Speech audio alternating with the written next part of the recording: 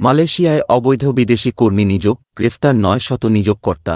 Malaysia পালানোর চেষ্টা করছিলেন সোহেল, ধরা পড়লেন ছাত্রজনতার হাতে। মালয়েশিয়ায় অবৈধ বিদেশি কর্মী নিয়োগ দেয় ৯ নিয়োগকর্তাকে গ্রেফতার করেছে দেশটির অভিবাসন বিভাগ। সংশ্লিষ্ট সূত্রে জানা গেছে, চলতি বছরের জানুয়ারি থেকে ১৬ আগস্ট পর্যন্ত ইমিগ্রেশন ডিপার্টমেন্টে জেআইএম মোট ১১৯০৩টি অভিযান পরিচালনা করেছে। ইমিগ্রেশনের মহাপরিচালক দাতুক রুসলিন জুসোহ বলেছেন, নিয়োগকর্তারা অবৈধ অভিবাসী কর্মী নিয়োগে শীর্ষে আছে। একজন মালয়েশিয়ান অবৈধ বিদেশি কর্মীকে নিয়োগ করতে পারে না। তাদের উচিত বৈধ কর্মী নিয়োগ করা যাদের অনুকূলে ইমিগ্রেশনের অনুমতি আছে, কিন্তু তারা অবৈধ বিদেশি কর্মীদের নিয়োগ করে।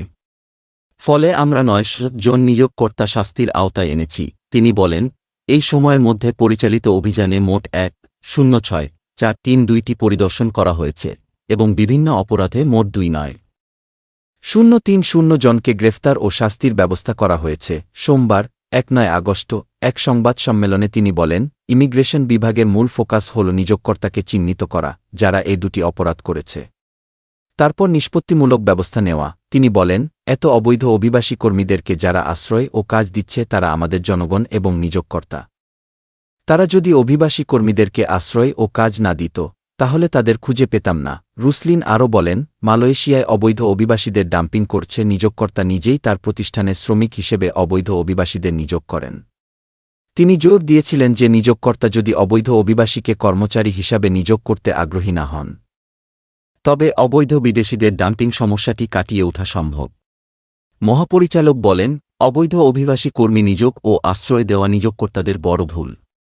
তাদের বিরুদ্ধে কঠোর ব্যবস্থা নেওয়া হবে, কারণ ইমিগ্রেশন বিভাগ এই বিষয়ে মোটেই আপোস করবে না। এ বিষয়ে মালয়েশিয়ায় অবস্থিত বাংলাদেশ হাইকমিশন মালয়েশিয়া সরকারের সাথে কার্যকর ব্যবস্থা নিবে বলে প্রবাসীরা আশা করছেন। মালয়েশিয়া পালানোর চেষ্টা করছিলেন সোহেল, ধরা পড়লেন ছাত্রজনতার হাতে। মালয়েশিয়া পালানোর জন্য ভিসা ইস্যু করতে পাসপোর্ট নিয়ে ঢাকার নয়াপল্টনের একটি ট্রাভেল এজেন্সিতে যান মুন্সিগঞ্জ সদর উপজেলার সাবেক ভাইস চেয়ারম্যান নাজমুল হাসান সোহেল, কিন্তু সামাজিক যোগাযোগ মাধ্যমে ছড়িয়ে পড়া শিক্ষার্থীদের উপর আক্রমণের ভিডিওতে সোহেলকে দেখে চিনে ফেলে ছাত্রজনতা। এরপর সন্ধ্যার দিকে তাকে নিয়ে আসা হয় নারায়ণগঞ্জ কেন্দ্রীয় শহীদ মিনারে। এই প্রতিবেদন লেখার সময় রাত ১০টায় তিনি সেখানেই ছাত্রজনতার হেফাজতে আছেন। কিছুক্ষণের মধ্যে সেনাবাহিনীর কাছে তাকে হস্তান্তর করা হবে। নাজমুল হাসান সোহেল মুন্সিগঞ্জ ৩ আসনের সাবেক সংসদ সদস্য ফয়সাল বিপ্লবের ঘনিষ্ঠ হিসেবে পরিচিত। গেল ৪ আগস্ট শহরের সুপারমার্কেটে বৈষম্যবিরোধী ছাত্র আন্দোলনের কর্মসূচিতে হামলার নেতৃত্ব দিতে দেখা যায় তাকে। ওই দিন সকালে জেলা সদরের চরাঞ্চল থেকে জেলা আওয়ামী লীগের সভাপতি মোহাম্মদ মহিউদ্দিন, তার পুত্র সাবেক সংসদ সদস্য ফয়সাল বিপ্লব ও তার স্ত্রী মুন্সিগঞ্জ পৌরসভার মেয়র চৌধুরী ফাহরিয়া আফরিনের নির্দেশে শিক্ষার্থীদের উপর হামলার জন্য অস্ত্র ককটেল নিয়ে শহরে প্রবেশ করেন ২-৩ হাজার দলীয় নেতাকর্মী ও অনুসারী। আগের দিনই তারা মোবাইল ফোন ও সাক্ষাতে এই নির্দেশ পান। ওই দিনের ঘটনায় ৩ জন নিহত ব্যক্তির নাম পরিচয় পাওয়া যায়।